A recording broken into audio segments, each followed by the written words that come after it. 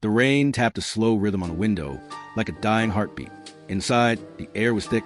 Cheap whiskey and cheap regret. I'm Detective Jack Mallory. I had just leaned back in his cracked leather chair, swirling some amber poison in a chipped glass.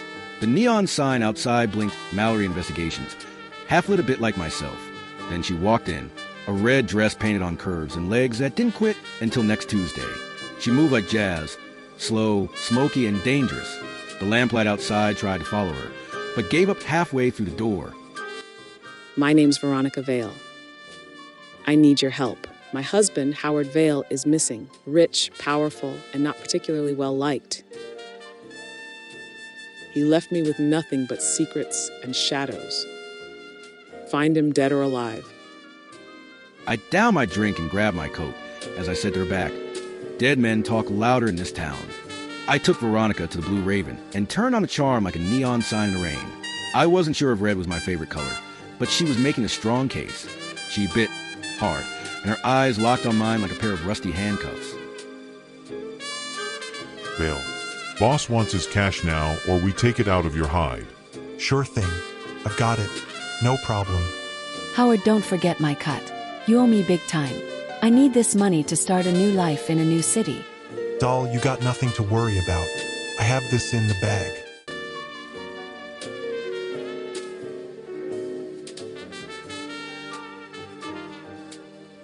Three days later, I found Rich Hubby's body at the city pier with a bullet in his back and a red silk scarf around his neck. The same one Veronica had worn the night she came in. It made feel weird that I had picked up that same scarf and put it in her hand as she left my office. That just goes to show you that in this town, dames didn't just steal the light. They stole your soul. This one got your fingerprints all over it, Jack. You know the stiff. What kind of game you running Nope, here? he wasn't my client, dead or alive.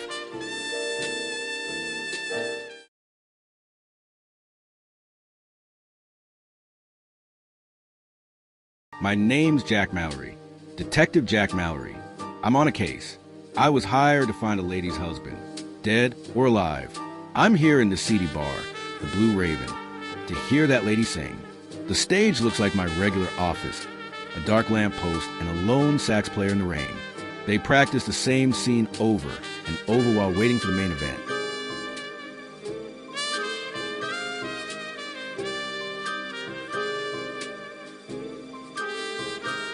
Every sway was a promise, and every promise came with a price tag. She glided like she knew all the rules, and how to break them without smudging her lipstick.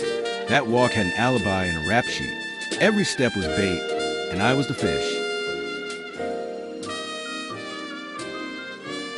I got a table up front to really see all that the lady brought to the show. If you can make your mind up, we'll never get started. And I don't wanna wind up being a part of broken-hearted.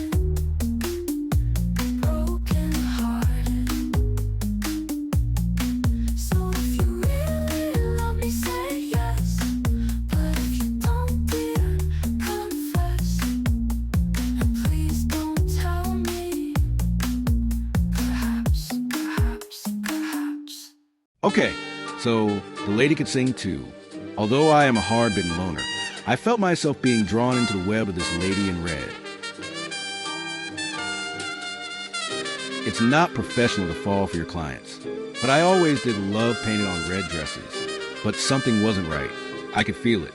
I just couldn't put my finger on it yet. I didn't tell her that I already found her husband. I had some things to check out before doing that. Her hands were warm, but the stairs were ice picks in my back. I just hadn't located them yet.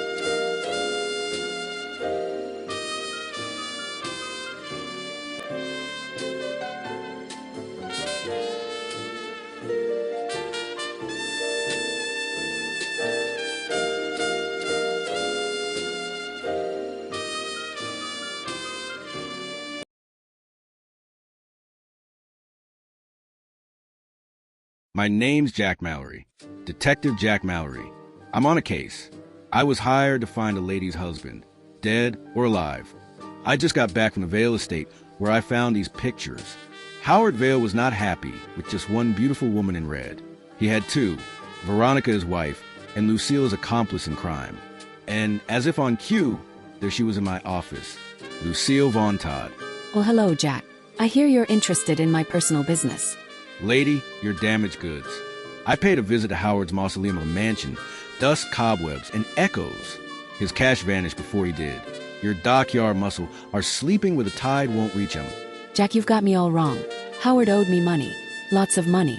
You're in over your head, Jack. And this story's got no happy ending. You know what? I'll just resolve this right now. Okay, I got shot. Again. I slumped onto the desk and acted dead.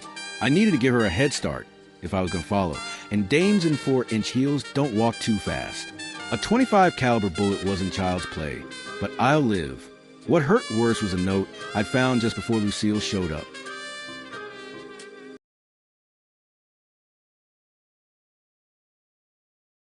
My name is Jack Mallory, Private Detective Jack Mallory. I'm on a case. I was hired to find a lady's husband, dead or alive, and I found him, dead. Oh, so very dead. Now I'm back at his dilapidated estate on the edge of town. I'm about to put the final nail in this coffin. Only there's one big problem. I've fallen for his widow, Veronica Vale, and Howard Vale's gorgeous blonde assassin wants to kill her. I've got to stop Lucille and get Veronica out of this town.